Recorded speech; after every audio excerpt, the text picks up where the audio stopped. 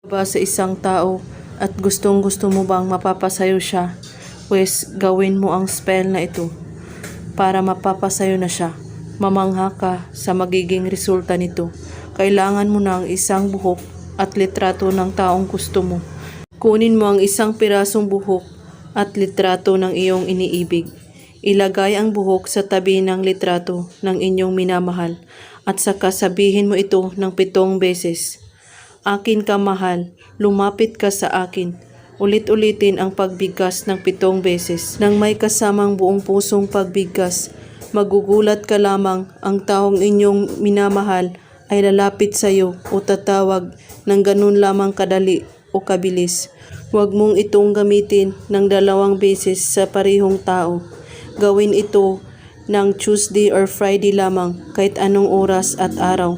Itago lamang ang picture ng inyong minamahal at magugulat ka lamang sa magiging resulta nito. At kung may katanungan po kayo ay magko-comment lang po sa ibaba. Maraming salamat sa panonood. God bless us all.